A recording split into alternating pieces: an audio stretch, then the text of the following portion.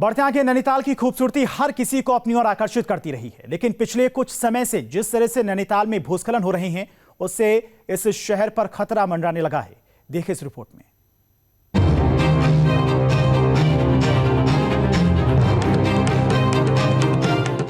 नैनीताल की खूबसूरती हर किसी को अपनी ओर आकर्षित करती रही है, लेकिन अब उसी नैनीताल पर खतरे के बादल मंडराने लगे हैं। नैनीताल में लगातार हो रहे भूस्खलन से चर्चाओं का बाजार गर्म है कि क्या नैनीताल पर कोई बड़ा खतरा मंडरा रहा है। पिछले 22 सालों में भूस्खलन बहुत तेजी से बढ़ता रहा है।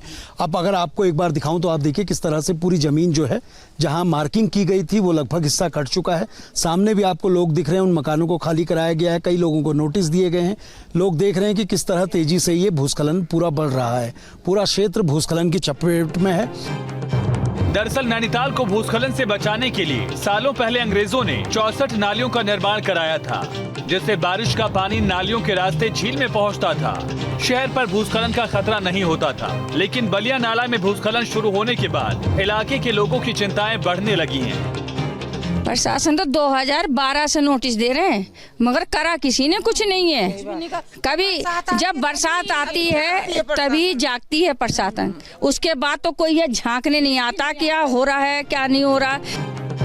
दरअसल नैनीताल के लिए बलिया नाला झील की जड़ की तरह है, क्योंकि अगर क्षेत्र में भूस्खलन बढ़ता रहेगा तो वो झील के साथ राजभवन तक को अपनी चपेट में ले सकता है। नैनीताल के अस्तित्व को लेकर लगातार सवाल खड़े होने लगे हैं कि जिस तरह से भूस्खलन हो रहा है, क्या अगले कुछ सालों में नैनीताल इसी तरह का रहेगा या फिर बड़ा खतरा हो सकता है। और अब जो आबादी है जहां पर लोग रहते हैं वहां की ओर को भूस्खलन बढ़ रहा है, एक लंबी दरार बढ़ रही है। लोगों को यहां से शिफ्ट किया गया है, कुछ दूसरे स्थानों में भेजा गया है, लेकिन सबसे बड़ी बात यह है कि ये स्थायी समाधान नहीं है, क्योंकि यहाँ से पूरी बसावट अगर आप देखेंगे तो ये पूरा क्षेत्र, चाहे ऊपर सेंट जोसेफ कॉलेज तक चले जाइए, उसके पीछे राजभवन है, राजभवन तक का पूरा क्षेत्र इसमें आता है। और अगर भूस्खलन इस तरह से बढ़ता रहा तो ये राजभवन तक के क्षेत्र को अपनी चपेट में लेगा। दरअसल अंग्रेजों ने जिस तरह से नैनीताल का संरक्षण किया था, ऐसा ध्यान सरकार और प्रशासन नहीं दे पा रहे हैं, जिसकी वजह से हालात बिगड़ रहे हैं।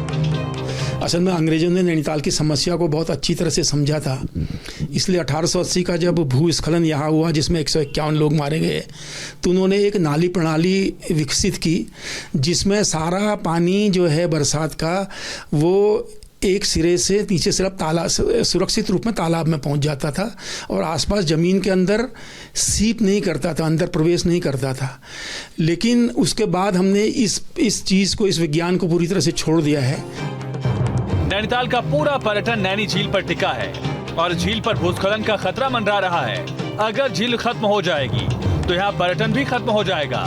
इसीलिए प्रशासन को वक्त रहते काम करने की जरूरत है। न्यूज स्टेट के लिए नैनीताल से सुरेंद्र डसीला की रिपोर्ट।